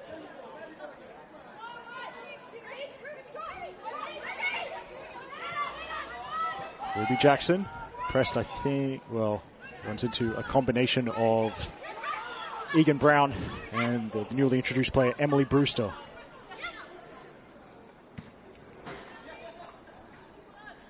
Oh, okay, into the final 10 minutes of regulation time here. I love that Manly scoreboard, but I think one of the numbers has stopped working. That's a bit unfortunate. Hopefully that's right for their upcoming games, because I'm calling a lot of them. Now, that could be an awkward one, and there's Manly trying to put the pressure on inside the box. Uni throw. Well, we might just get a plug to next weekend's games coming up on the Football New South Wales YouTube page in NPL Women's New South Wales. So Saturday, the 25th of May, 6:30 p.m. from North Turramurra Recreation Area. It's a rematch of the 2019 NPL Women's Grand Final, Northern Tigers versus Sydney University. The other 6 games will be on Sunday, the 26th of May, 5 of those at 5 p.m. So I'll be here at Cromer Park to call Manly United versus Bulls FC Academy. There's also Blacktown Spartans versus University of New South Wales, called by Duckman, Matthew Austin. And also, what about this game? MacArthur Rams versus RPL Leichhardt. From Linwood Park, called by the Serbian Martin Tyler Nikola Posner. There's also Illawarra Stingrays versus Sydney Olympic.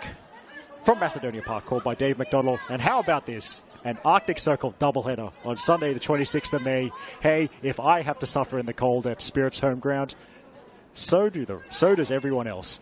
because 5 p.m., well, it's not just Spirit's home ground, it's also Gladesville Ravens' home ground, the Arctic Circle. 5 p.m., Gladesville Ravens versus Emerging Jets, and a Sunday 7 p.m. kickoff at the Arctic Circle. Oof. Luckily, the caller is from Ireland, because it's going to be the man I like to call Dublin Dave, David Feeney. He'll be calling North West Sydney Spirit versus Football New South Wales Institute, Sunday 26th of May, 7 p.m.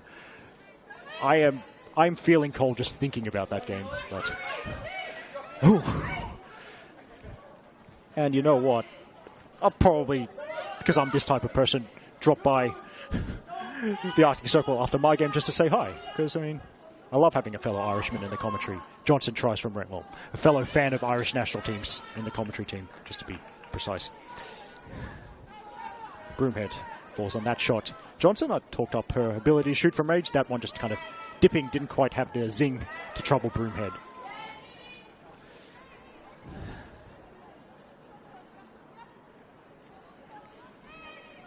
Now, yes.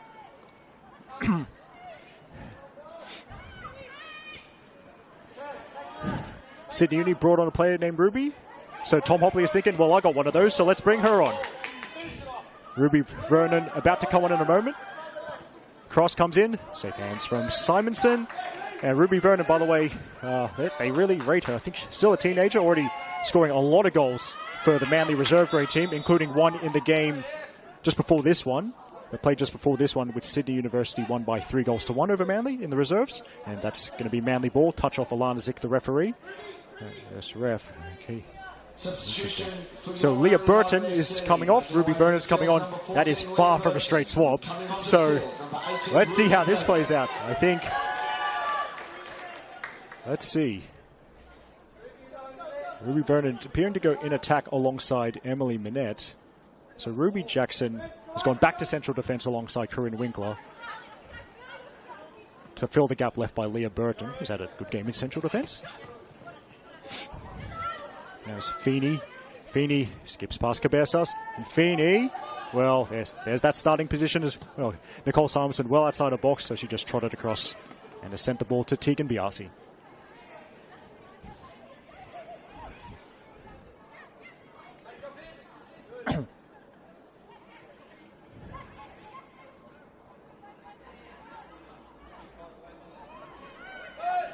Uni win it back. So, there are runners. Attempted switch. Cabezas appears to have identified the threat well.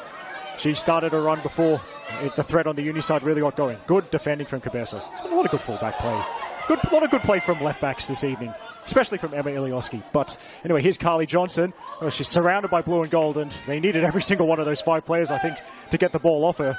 Carly Johnson, very determined player. Hard to stop when she gets going. Turn from Bowfields. 3 in front of her. Goes left, Capatonellis. 1-on-1 with Gilbane. The crosswell is too fast. There's Egan Brown trying her hardest. A player who certainly knows a thing or two about scoring at Cromer Park, but not scoring that time, at least. Ooh. 80... Wait, how's my maths? Oh, it's not good. 87th minute, I think? There's Jackson playing it forward. Is there a winner?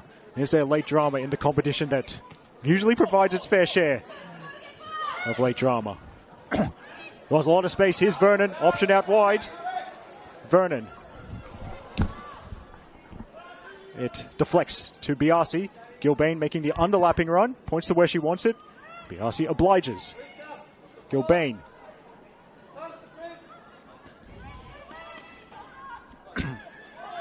Ball's forward. Egan Brown holds it up against Winkler. That's good work. And a big run coming from Brewster. And how's the pass? Brewster, first touch decent. Jackson blocks it. And honestly, that Sydney Uni appeal for a free kick was as optimistic as the last time I asked someone out on a date. Come on now. Oh my goodness. I'm never getting a free kick for that. It's clean as a whistle from Ruby Jackson. Yeah.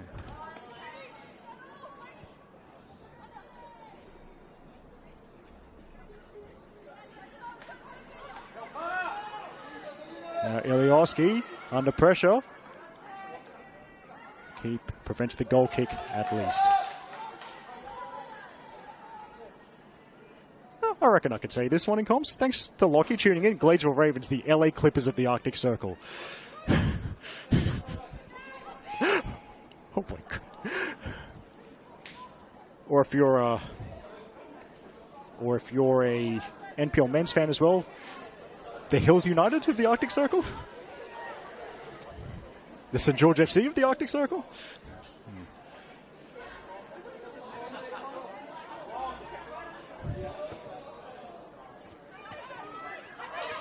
Gladesville Ravens there. They're the Espanyol to Spirits Barcelona. I'll stop now. Anyway.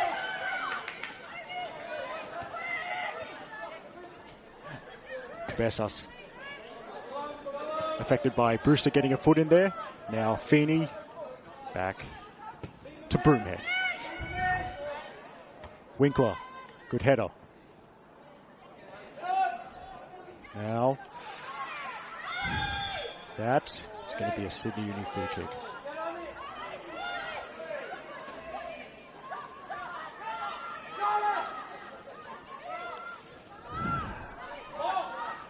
If anyone wants to be a hero, the time is very much now.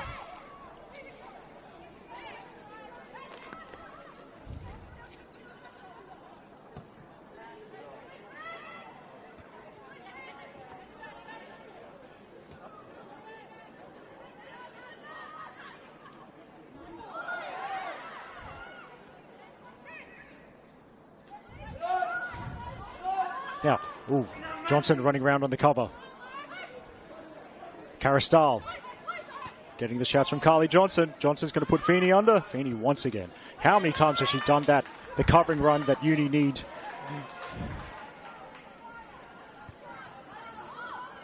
But now it's bounced to Johnson. Flags up. So Johnson just caught offside off the throw-in.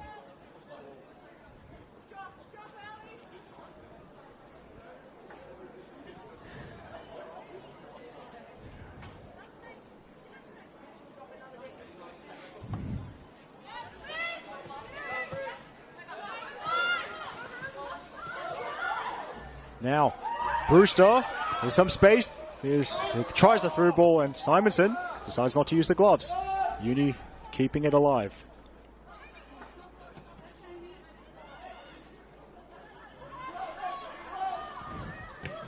As crunching tackles in, coming in as you'd expect in this stage of the game. There's the cross. Jackson with the header. Uni will try again.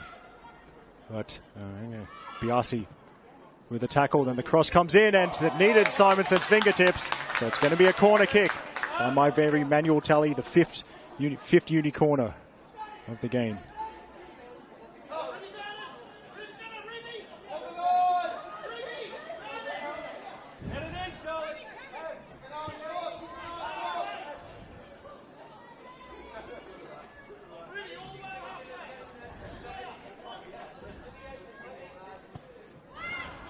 Decent corner, and around the back post, it's the side netting.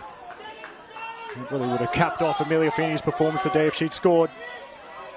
Header goes wide. Now, there's another strong header. Lesson for the kids, something for the kids out there. No fourth official, because this is how football used to be all the time before the 1998 Men's World Cup. You just had to guess how much time added on was to be played. Now, there's the ball, and will it open up? Simonson is off the line quick enough. And just one last shout out, because she'll be watching our coverage again now that her daughter's back in the competition. So Emma Ilioski's mother, Catherine, has been a good supporter of previously NPL.TV, and now I'm sure we'll watch plenty of games on the Football New South Wales YouTube page. So it's certainly good to see Emma Ilioski back in the competition. An interesting side story. Catherine gave me what I think is the best haircut I ever had when I made a trip down to Canberra. Shout out to all the fine folk at 1-to-1 Hair in Queanbeyan. So, as that could be a chance, and that's going to go to Broomhead. But yes, Catherine Ilioski running a salon called 1-to-1 Hair, and as we've seen tonight, Emma Ilioski certainly good at 1-to-1 defending.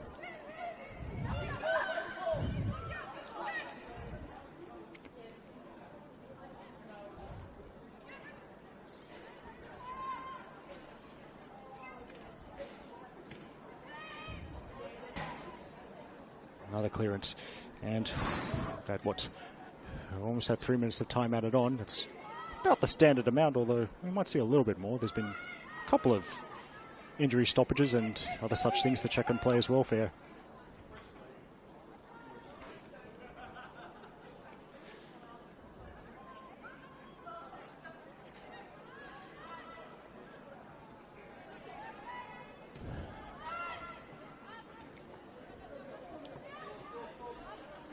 Johnson. Now, what's 4 and 3 if they're quick enough? Johnson, well, Feeney getting in the way. And Feeney might try a run forward. And Arrowsmith can't make something of that. So, one more time. Uni go out left. Early ball. And there's some blue and gold in the area. So, header back. Who's it picked up by? And a shot, oh, that's unfortunate when your standing foot goes. Trying to keep one eye on Alana Zick now as it's sent forward towards Minette, who might get it. And now there's a chance for Ruby Vernon, and Ruby Vernon's brought down. And the flag's up for offside of all things. Wait, no. Oh, no, wait, hang on, what's going on here?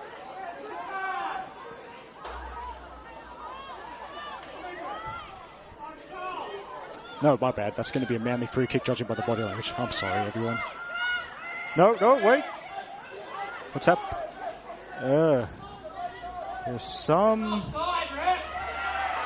And it's an unfortunate one. So, the decision from Alana Zick, denial of a clear goal scoring opportunity, and Amelia Feeney has been sent off. Now, I think Ozrally's going to try and make a very late sub. So, that's Sarah Farrow, who's going to come on, although do they want to make the sub while defending a set piece?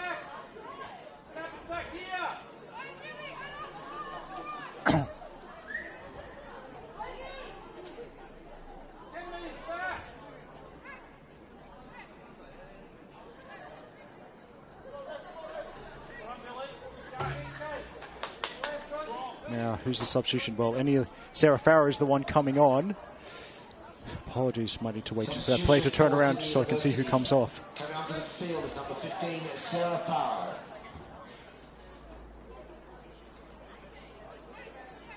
Actually, I think we might just have to leave that. The important thing is Sarah Farrow is on and has, well, this might be it. As Alexia Karastal is over the free kick. It would be a long-range shot if it went in, but we've seen a few of them this weekend. 3 in the wall, and Karastal, she drives it. It bends, and Broomhead gathers. Now, there's a lot of... I'm glad I keep a stopwatch here. Well, into 6 minutes of time added on, almost the 7th. It's the header. And it's Manly ball.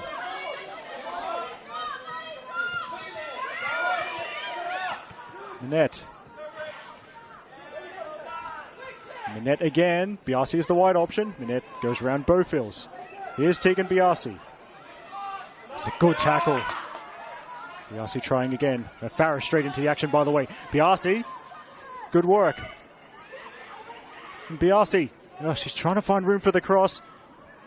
And Emma Ilioski. Harder to shake off than the common cold. Oh, now it's 2-on-1. Ilioski tackles it, but that will be full time. So Manly United get the point they need to stay top at NPL Women's New South Wales in what has been a great game and a great way to advertise the NPL Women's New South Wales competition. Manly United won, Sydney University won. It was the away side, Sydney Uni. They opened the scoring with a long-range goal from Talia Capetanellis, but Carly Johnson, one of this club's favourite daughters, came off the bench and ended up being the hero for the team from the Northern Beaches, scoring the equaliser after beating Bailey Broomhead, the keeper, to a through ball.